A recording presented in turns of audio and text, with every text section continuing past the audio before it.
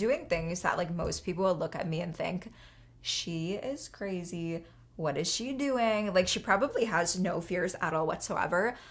I have a lot of fears, but one thing I do not allow is I do not allow my fears to... Welcome back to day 4 of 0 to 10K, the 25-part training of how you're going to make $10,000, okay? So yesterday we went through all about identifying your roadblocks, and it was an exercise where you went so in depth, so in detail, and I really want to hear in the comments how that really helped you and how you really unlocked the root cause of what's honestly just like holding you back, keeping you stuck at the same place. Now, we are on day 4 of this 25-part training, and I am so excited because today we are facing your fears. All of the roadblocks, everything that you identified in day 3, we are getting rid of it. Now, before we go into the actual like tangible steps of what you're gonna do to get rid of your fear, I wanna talk a little bit about fear, okay? Now, everything that you worked through yesterday, some of the things might be honestly real fears that come up.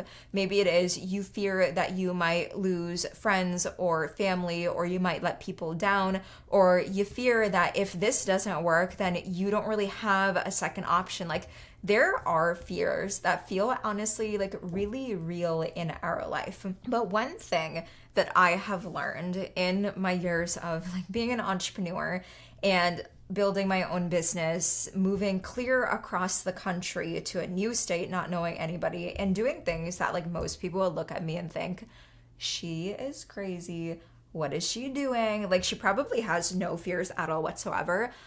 I have a lot of fears, but one thing I do not allow is I do not allow my fears to drive my car.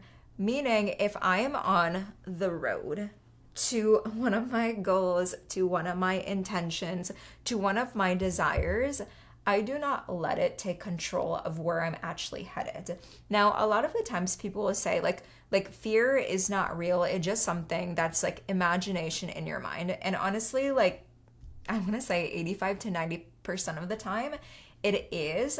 But if you are so like embodied and so like indulged with your fear to a point where you can actually feel it in your body, sometimes it's not as easy as just like letting it go and telling yourself, oh, it's not real, it's just in your head, because trust me, I've done that before. It doesn't necessarily always work. Now, what I always say is fears don't necessarily ever go away, and it doesn't go away even after you hit your desire. I remember when I hit $10,000, like before that I had the fear of like, oh, what if I never make money to like pay my bills, and what if I always have to live at my dad's house? Like, that was my fear. After I hit $10,000 and I moved to Florida and I was making my own money, I had another fear of like, oh, what if I can't reach like my next level in business and I can't impact all the people in the world? And once I did that, then there was like another fear. So what I quickly learned was we are humans, we have emotions, we're always gonna have fears, and they're never gonna go away. But something that we can do is restrict them and maintain them and buckle them into a car seat, okay? Once again, fears, they do not have to be in the driver's seat of your life and of your intention, of your goal. So the first thing that you're going to do to attack your fears and your roadblocks is do the tangible thing that you can actually do. So yesterday, as you went through the roadblock list and really identified like the root cause of why you're feeling that roadblock and why you're feeling that anxiousness, there might be certain things that came up where you can actually fix that fear if you address it. So if something came up where you feel like your family isn't going to take you seriously, or you feel like people at your work are going to make fun of you, or you feel like you might let yourself down because you're not taking yourself seriously, you can do things to actually eliminate that fear altogether. Now, one thing that I had like a big hurdle when I started my business, when I wanted to become an entrepreneur, I was actually in college. I remember I was 20 years old. Once again, I was living at my dad's house, and he knew that I wanted to like be an entrepreneur, build my business. But a lot of the times I would actually skip class to go and attend entrepreneurial and business events and actually learn from mentors, coaches, real life entrepreneurs that were doing the damn thing versus just professors that were teaching me it through like a textbook. So it got to a point where he knew I was really passionate about entrepreneurship and building my business, but he was like not necessarily on board for me to like skip classes and not really take my schoolwork seriously. So I felt this like internal block of, I don't know if I'll be able to build a business if I keep like hiding it from him. If I keep saying like, oh, it's like for work, or I just like have to do this. I knew there had to be like a conversation, because it got to a point where I was traveling almost like every other week, and I was skipping and missing a lot of class. So I knew the only way I could get rid of this fear wasn't putting it in the back seat and buckling it up with me as I went somewhere. It was actually addressing it and having the conversation. And I will say it was difficult. It was hard. I like immediately when I went to my dad and I was like, you know what? I just feel like you don't take me seriously. I feel like you don't see the vision that I have for my life and for my business. Like I literally broke down in tears, and it was probably one of the hardest conversations that I had to do, because like I didn't really have that type of close relationship with like my parents growing up. It wasn't necessarily like, this is my passion, this is what I want to do, and you're going to support me with it. It was more so like, okay, you're going to do what you and everybody do, right? You're going to go to college, you're going to graduate, you're going to work a job, you're going to work up the corporate ladder, X, Y, and Z. So I remember going into that conversation. It was really scary. It was really scary. But guess what happened? My dad understood. And he supported me. And he looked me in my eyes and said, go do it, because I know that is what you're meant to do. And all of a sudden, that fear disappeared. It vanished. The roadblock was gone. Like it felt like it was never there before. And that is how easy and simple it can actually be. Sometimes it really is just having that conversation that you know you need to have, but you've been putting it off.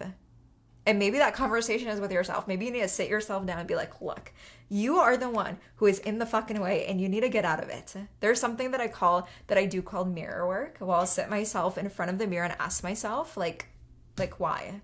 Why are you stopping me from getting what I want? Okay, so that's the first thing that you want to do, is if it's something tangible like that, where you can go have a conversation with somebody, do it.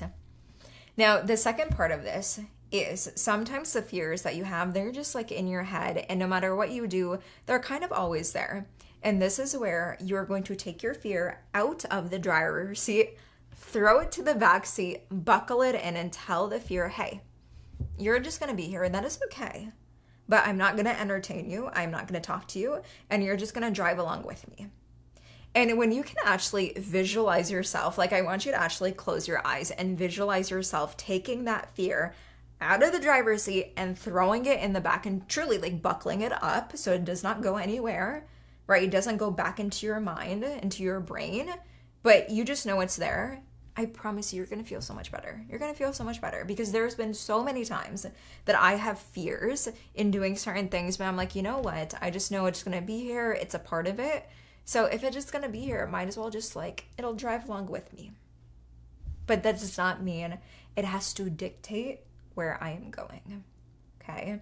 So this is what I want you guys to do for day 4 when it comes to facing your fears. This is a really just like straightforward to the point video, because there's not much like thinking or dwelling about it. There really isn't. All you need to know is fears are there. They're always going to be there. That does not mean you need to maintain that fear. And this does not mean you have to entertain it. If you can dissolve it and let it go do the tangible thing. And if you're like, no, just kind of in my head, put it in the back seat. Okay. And I want all of you guys to comment below and let me know what you actually do. If you want, share the fear in the comments and let us know what you're going to do to dissolve it or put it in the back seat.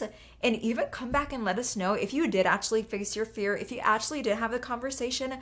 Let us know in the comments. Let us know, because I bet you feel so much better already. So that is all for day 4. If you did not watch day 3, which was identifying your roadblocks, I'm going to link it here so that way you can watch it.